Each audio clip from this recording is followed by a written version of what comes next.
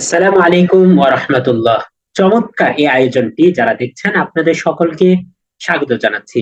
তো আলহামদুলিল্লাহ, সবচেয়ে আনন্দের বিষয় হচ্ছে আমরা আয়োজনটি শুরু করতে পারলাম এবং আপনাদের স্বতঃস্ফূর্ত অংশগ্রহণ যদি থাকে, আপনারা যদি প্রতিটি ক্লাস ঠিকঠাক মনোযোগ সহকারে দেখেন, রেকর্ডেড থাকবে। আপনি ক্লাস কাজ শেষে, অফিস শেষে, ফ্রি সময়ে আপনি এটা দেখে নিতে পারবেন।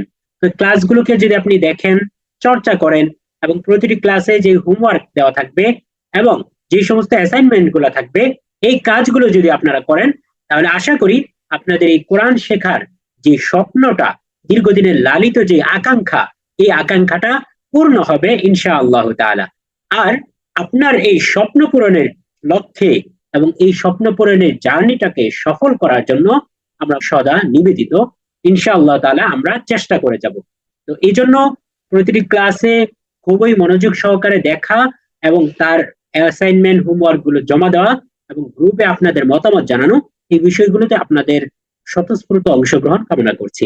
তো আলহামদুলিল্লাহ, আমরা শুরু করছি আমাদের প্রথম ক্লাস। প্রথমেই আমি দেখতে পাচ্ছি যে চমৎকার একটি আয়াত আমরা স্ক্রিনে দেখতে পাচ্ছি। আয়াতটি যদি আমি তেলাওয়াত করি: আউযু বিল্লাহি মিনাশ শাইতানির রাজীম, বিসমিল্লাহির রহমানির রহিম, ولقد يسرنا القرآن للذكر فهل من মুদ্দাকির। অর্থাৎ আল্লাহ তাআলা বলছেন, আর আমি তো কোরআনকে সহজ করে দিয়েছি উপদেশ গ্রহণের জন্য। অতএব কোন উপদেশ গ্রহণকারী আছো কি? সূরা আল কমারের এই আয়াত নং 40টাকে আমরা প্রথমেই কেন আনলাম, কেন আমরা এই আয়াতটি দিয়ে কোরআনের ক্লাসটিকে, কোরআনের শেখার জার্নিটাকে আমরা শুরু করলাম, এই বিষয়টা চলুন একটু জেনে আসি। আমরা অনেকেই মনে করি কোরআন শেখাটা অনেক কঠিন। হয়তো আমরা ছোটবেলায় কেউ কেউ শিখেছি, কিন্তু পরবর্তীতে কাজের চাপে, দীর্ঘদিন না তেলাওয়াত করার কারণে, না পড়ার কারণে কোরআনটাকে আমরা ভুলে গিয়েছি।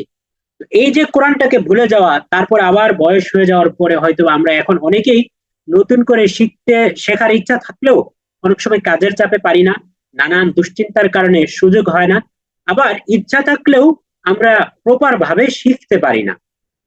এই জন্য অনেক সময় এমন হয় যে আমরা শেখাটা শুরু করেছি, কিন্তু কয়েকদিন কন্টিনিউ করার পরে আমাদের কাছে এটাকে কঠিন মনে হয়। তো আদতে এই যে আমাদের মাইন্ডসেটে এই বিষয়টা কে যেন সেট করে দিয়েছে যে কোরআন শেখাটা মনে হয় কঠিন। আল্লাহ তাআলার এই যে আয়াত সূরা আল কমারের আরো 3 জায়গায় আল্লাহ তাআলা এইভাবে বলেছেন যে আমি কোরআনটাকে সহজ করে দিয়েছি। যেখানে আল্লাহ তাআলা বলেছেন ইয়াসসারনা, আমি সহজ করে দিয়েছি, তাইসির, তাসহিল, সহজ করে দিয়েছি, সেখানে আমার এবং আপনার কঠিন ভাবার কোনো প্রশ্নই আসে না। বরং তাহলে আমি এবং আপনি কেন কঠিন ভাবছি, কেন আমার আপনার কাছে কোরআন শেখাটা কঠিন মনে হচ্ছে? এর কারণ হলো যে আমার এবং আপনার কোরআন শেখার জন্য যে একটা প্রপার মাইন্ডসেট দরকার, এই মাইন্ডসেটটা আমাদের তৈরি হয়নি। আমরা এখন বর্তমান এই 2024 সালে যখন আমরা সোশ্যাল মিডিয়াতে বিজনেস, ফ্রিল্যান্সিং থেকে শুরু করে ইংলিশ অথবা আরো নানান ধরনের স্কিলের ডেভেলপ করার জন্য নানান টাইপের কোর্স বা ভিডিও বিজ্ঞাপন আমরা দেখে থাকি। সব জায়গায় সকল মেন্টর, সকল ট্রেনার, সকল টিচার একই কথা বলে যে তুমি যদি কোনো একটা জিনিস শিখতে চাও, আপনি যদি কোনো একটা স্কিল অর্জন করতে চান, সর্বপ্রথম আপনার যে জিনিসটা লাগবে তা হচ্ছে আপনার মাইন্ডসেটটাকে তৈরি করতে হবে। মাইন্ডসেট কি জিনিস? মাইন্ডসেট সহজে যদি বলি, সেটা হচ্ছে যেমন আপনি কোরআন শিখতে চান, আপনার কোরআন শেখার স্বপ্ন আছে, এই কোরআন শেখার স্বপ্নটাকে আপনি আপনার ব্রেনে এমন ভাবে গেঁথে নেবেন যে আমি কোরআন শিখবো ইনশাআল্লাহ। কোরআন শেখাটা কঠিন না, বরং কোরআন শেখাটা সহজ। কেন সহজ? কারণ আল্লাহ তাআলা বলেছেন সহজ। যার কালাম, এখন যদি আমি একটা বই লিখি আর ওই বই লেখার পরে যদি আমি বলি যে এই বইটা সহজ এবং এই বইয়ের মধ্যে আমি কোনো কঠিন বাক্য ব্যবহার করিনি, তারপর আপনার কাছে কিন্তু এটা মনে হওয়াটা অস্বাভাবিক যে বইটা মনে হয় কঠিন। আপনি কখনো এটা মনে করবেন না, কারণ আপনি ভাববেন লেখক যেখানে বলেছেন বইটা সহজ, সেখানে আসলেই বইটা সহজ। সেখানে আল্লাহ তাআলা যিনি এই কোরআনটাকে নাজিল করেছেন, আল্লাহ তাআলা বলছেন যে ওয়ালাকাদ ইয়াসসারনা, আমি সহজ করে দিয়েছি কোরআনটাকে। তার মানে আসলেই কোরআনটা সহজ।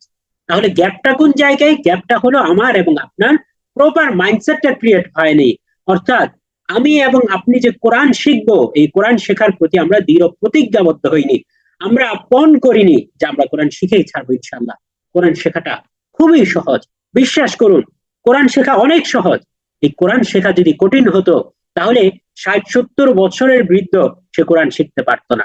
এই কোরআন শেখাটা যদি কঠিন হতো তাহলে একজন হিন্দু খ্রিস্টান কোরআন শিখতে পারতো না। এই কোরআন শেখাটা যদি কঠিন হতো তাহলে ছোট মাসুম বাচ্চা কোরআন শিখতে পারতো না। যে মাসুম বাচ্চা ক খ গ গ পারে না, যে মাসুম বাচ্চা হয়তোবা বাবা মা বলতে পারে না, সেই মাসুম বাচ্চা অনায়াসে আল্লাহ আল্লাহ আল্লাহ আল্লাহ বলতেছে। তার মানে বোঝা গেল যে কোরআনটা আসলে সহজ, কঠিন না। কোরআনটা অনেক সহজ, কিন্তু আমরা আমাদের মাইন্ডসেটে এটাকে সেট করে দিয়েছি যে কোরআন শেখাটা মনে হয় কঠিন। এর পেছনে আরো কিছু কারণ আছে, সেই কারণগুলো ইনশাল্লাহ সামনে আলোচনা করব। তার মানে আমরা যে জিনিসটা বুঝতে পারলাম তা হলো আল্লাহ তাআলা তিনি নিজে ঘোষণা দিচ্ছেন যে কোরআন শেখাটা সহজ, আসলেই সহজ। আমার এবং আপনার মাথার মধ্যে এটাকে সেট করে নিতে হবে যে কোরআন শেখাটা অনেক সহজ। কতটা সহজ চলুন পরবর্তী স্লাইডে আমরা দেখে আসি। এখানে দেখতে পাচ্ছেন আমি সেই একই আয়াত সহজের ঘোষণা দিয়ে আল্লাহ তাআলা একাধিক জায়গায় যে কথাটা বলেছেন সূরা আল কমারের মধ্যে বারবার বলেছেন ওয়ালাকাদ ইয়াসসারনাল কুরআনা লিযিকরি ফাহাল মিন মুদ্দাকির। আমি তো কোরআনটাকে সহজ করে দিয়েছি। আরে যদি কঠিন থাকতো কোরআন তাহলে তুমি বলতা বান্দা যে আমার তো কোরআন কঠিন ছিল আল্লাহ, আপনি আমাকে কি বলেছেন, আমি তো বুঝতে পারি নাই আল্লাহ। আল্লাহ আমি তো আপনার কথাটাকে বুঝতে পারি নাই, আমি যে আপনার কথা মতো চলবো, আমি যে কোরআন অনুযায়ী আমার জীবনটাকে পরিচালনা করব, এই জিনিসটা তো আল্লাহ আমি বুঝতে পারি নাই। আমি তো ছিলাম বাঙালি, আমি তো আরবি পড়তে পারতাম না, আমি তো আরব দেশের ভাষা জানতাম না, আমি কিভাবে বুঝবো আল্লাহ? এই অজুহাত দাঁড় করানোর কোনো সুযোগ নাই, কারণ আল্লাহ তাআলা বলছেন ওয়ালাকাদ ইয়াসসারনা, আরে আমি সহজ করে দিয়েছি, অনেক সহজ করে দিয়েছি, এতটা সহজ করে দিয়েছি যা তুমি কল্পনাও করতে পারবে না। তুমি জাস্ট পদক্ষেপটা বাড়াও, একটা একটা পা পা করে আগাও, দেখবা যে আমার কোরআনটা কতটা সহজ। কিন্তু দরকার হচ্ছে তোমার এক একটা স্টেপকে ফলো করা, স্টেপ বাই স্টেপ সামনে আগানো। এই জন্য আল্লাহ বলছেন কোরআনটা সহজ, অনেক সহজ। এই সহজ করে দিয়েছি কেন? উপদেশ গ্রহণের জন্য। যদি কোরআনটা কঠিন থাকতো তাহলে তো বান্দা তুমি কোরআনের আয়াতের অর্থই বুঝতা না, তুমি চিন্তা করতা কিভাবে? আর চিন্তা না করলে, কোরআন নিয়ে তাদাব্বুর না করলে তুমি আমাকে খুঁজে পাইতা কিভাবে? আল্লাহর মারিফাতকে তুমি কিভাবে পাইতা? তার মানে আমাকে চিনতে হইলে, আমি আল্লাহকে চিনতে হইলে, আমার কুদরতকে বুঝতে হলে, আমার নিয়ামতকে বুঝতে হলে অবশ্যই তোমাকে আমার কালাম বুঝতে হবে। আর আমার কালাম, আমার কোরআন যদি তুমি বুঝতে চাও তাহলে এই কোরআনটাকে সহজ করে দিতে হবে। এই জন্য আমি এটাকে ইয়াসসার না, অনেক সহজ করে দিয়েছি, একটুও কঠিন করিনি, একটা শব্দও কঠিন করিনি, একটা অক্ষরও কঠিন করিনি, বরং পুরোটাই আমি এখানে সহজ করে দিয়েছি। ফাহাল মিন মুদ্দাকির, আল্লাহ তাআলা বলছেন আছো কি কেউ চিন্তা করবে, উপদেশ গ্রহণ করবে? কেউ কি আছো? তার মানে আল্লাহ তাআলা আমাদেরকে উৎসাহিত করতেছেন, আমাদেরকে মোটিভেটেড করতেছেন যে আমরা যেন কোরআনটাকে বুঝি, আমরা যেন কোরআনটাকে পড়তে জানি, আমরা যেন কোরআনটাকে বুঝতে জানি, যেন আমরা কোরআনটাকে নিয়ে চিন্তা ভাবনা করি। তো এই যে কোরআনটা সহজ, এবার আসুন একেবারে প্রমাণ সহ দেখিয়ে দিই যে কোরআনটাকে আসলেই সহজ নাকি কঠিন। মুহতারাম হাজিরিন, দেখেন এখানে এই যে ওয়ালাকাদ ইয়াসসারনাল কুরআনা, এই যে আয়াতটা আমরা এখানে চয়ন করেছি, এই আয়াতটা এটা কোরআনের একটা আয়াত। এখন আমার কাজ কি, কেন আমরা এখানে যুক্ত হয়েছি? কেন আপনি তাফসীরুল কোরআন, এই চমৎকার কালার কোডেড কোরআনটা সংগ্রহ করেছেন, একটা রেহাল বক্স সংগ্রহ করেছেন? একটা মনে আশা, আল্লাহ এতদিন আমি কোরআন শিখতে পারিনি, আমার হয়তো অনেক বয়স হয়ে গিয়েছে, আমি 60-70 বছরে উপনীত হয়েছি, কিংবা আমি অনেক কাজের প্রেসারে আছি, কিন্তু আমি কোরআনটাকে শিখতে চাই, আমি কোরআনটাকে জানতে চাই। আর এই কোরআন জানার, কোরআন শেখার এই যে মনের আকুতি, এই যে মনের আবেগ, এই আবেগটা নিয়ে আমরা এসেছি। আমরা আশাহত হব না ইনশাআল্লাহ। আমরা কোরআনটাকে যে সহজ এটা এখন প্রমাণ করেই ছাড়বো। এই ক্লাসের পরে আপনি বুকে হাত দিয়ে বলতে বাধ্য হবেন কোরআন আসলেই সহজ। কঠিন ছিল আমার মাইন্ডসেট, এতদিন রং ছিলাম আমি, কোরআনটা আসলেই সহজ, এটাই রাইট। রং ছিলাম আমি, রং ছিলাম আমি, যার কারণে আমি এতদিন পর্যন্ত কোরআন শিখতে পারিনি। হতাশ হওয়ার কোনো কারণ নেই, আপনি শিখতে পারেননি, এই যে এতদিন পর্যন্ত বুঝেছেন, এমন অনেক আল্লাহর বান্দা আছে যারা এতটুকু বুঝতে পারে না। আল্লাহ যে আমাকে আপনাকে এতটুকু বুঝার ক্ষমতা দিয়েছেন, এই জন্য আল্লাহর কাছে শুকরিয়া আদায় করা দরকার। এই যে কোরআনটা সহজ, কিভাবে বুঝবো? দেখুন, আমি যদি এই ওয়ালাকাদ ইয়াসসারনাল কুরআনা লিযিকরি ফাহাল মিন মুদ্দাকির এই আয়াতটা যদি আমি পড়তে যাই তাহলে আমাকে কি করতে হবে একটু বলুন তো? আমাকে দেখুন, খুব বেশি কাজ করা লাগবে না, মাত্র কয়েকটি কাজ করতে হবে। কি? এখানে আমরা এই কিছু অক্ষর দেখতে পাচ্ছি, এগুলো হচ্ছে আরবি ভাষার অক্ষর। এই যে ওয়াও, লাম, কফ, দাল, এমন আমরা কিছু অক্ষর দেখতে পাচ্ছি। তার মানে এই যে অক্ষরগুলো, এই অক্ষর কোন অক্ষরের কোন নাম, এটা আমাকে জানতে হবে, এটা আমাকে বুঝতে হবে। কোন অক্ষর উচ্চারণ কিভাবে করতে হয় এটা আমাকে শিখতে হবে। তার মানে আমার 1 নাম্বার কাজ হলো জাস্ট অক্ষরগুলোকে চিনা, অ্যারাবিক লেটার গুলোকে চিনা, আরবি বর্ণমালা গুলোকে চিনা। যদি আমি অক্ষর চিনে ফেললাম, আমি এই আয়াতটা যদি আমি পড়তে চাই, আমি জীবনে কোনোদিন আরবি পড়িনি, আমি জীবনে কোনোদিন জানিও না আরবি কি জিনিস, আরবি ভাষা আমি জানি না, আমি একদম গ্রাম থেকে উঠে এসেছি, কিন্তু তারপরে আমি শিখবো, আমার মনের আকাঙ্ক্ষা আমি কোরআন বুঝবো। আমি যদি এখন এই কোরআনটা শিখতে চাই, আমাকে তো অনেক নিয়ম কানুন মুখস্থ করতে হবে, অনেক কিছু জানতে হবে, কিচ্ছু লাগবে না। কোরআনটাকে যদি আমি শুধু পড়তে চাই, মাত্র কয়েকটা কাজ করতে হবে। 1 নাম্বার কাজ হলো যে এই হরফ গুলো আমাকে চিনতে হবে। এটাকে ওয়াও বলে, এটাকে লাম বলে, তারপরে এটাকে কফ বলে, এটাকে দাল বলে, এটাকে লাম বলে, এটাকে মিম বলে, এটাকে নুন বলে। এই হরফগুলো শুধু আমাকে চিনতে হবে, আমাকে কিন্তু আর অযথা কোনো কাজ করা লাগবে না। দ্বিতীয় যে কাজটি করতে হবে, তার মানে আমরা প্রথম কাজ বুঝলাম আরবি হরফের পরিচয়, এই জন্য আমরা এখানে এই স্টেপ লিখে দিয়েছি যে যদি আপনি এই আয়াতটিকে পড়তে চান, তাহলে আপনাকে মাত্র 4টি কাজ করতে হবে, 4টি জিনিস জানতে হবে। কত সহজ করে দিয়েছেন আল্লাহ।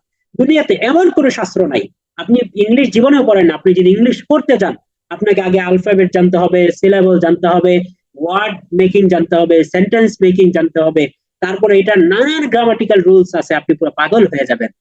আপনি যতক্ষণে কোরআন আর ইংলিশটাকে পড়তে যাবেন, ততদিন পর্যন্ত আপনার অনেক পরিশ্রম করতে হবে। কিন্তু আপনি যদি এই আয়াতটা পড়তে চান, আপনাকে তেমন কোনো পরিশ্রম করা লাগবে না। এই আয়াতটা যদি কোরআনটাকে আপনি পড়তে চান, মাত্র 4টা কাজ করতে হবে। 1 নাম্বার হচ্ছে আরবি হরফ, আরবি হরফ গুলোকে চিনতে হবে, আরবি 29টি হরফের পরিচয় জানতে হবে, আকৃতিগত পার্থক্য জানতে হবে। দেখতে একই রকম কিন্তু হরফের নাম ভিন্ন, জাস্ট একটা নুক্তা, একটা বিন্দুর কারণে হরফের নাম ভিন্ন হয়ে যায়। তো আকৃতিগত যে পার্থক্যগুলো, এই পার্থক্যগুলো আপনার জানতে হবে। দ্বিতীয় যে কাজটি করতে হবে তা হলো, এই যে আমি ওয়াবের উপরে একটা রেখা দেখতে পাচ্ছি, তারপরে এখানে মিমের নিচে একটা রেখা দেখতে পাচ্ছি, তারপরে এই যে এখানে এই কফের উপরে একটা রেখা দেখতে পাচ্ছি গোল মাথাওয়ালা, এই যে এই জিনিসগুলো, এবং এই যে এখানে ওই রেখাটাকে 2বার দেখতে পাচ্ছি, এই যে উপরে নিচে সোজা বা গোল মাথা অথবা ডাবল, এই যে সাংকেতিক চিহ্নগুলো দেখতে পাচ্ছি, এগুলোকে বলা হয় হারাকাত এবং তানবিন। আরবিতে হারকাতুন এর জমা হচ্ছে হারাকাত। এই হারাকাত, এই হরকত গুলো আপনার জানতে হবে, এই কয়েকটা সাংকেতিক চিহ্ন চিনতে হবে।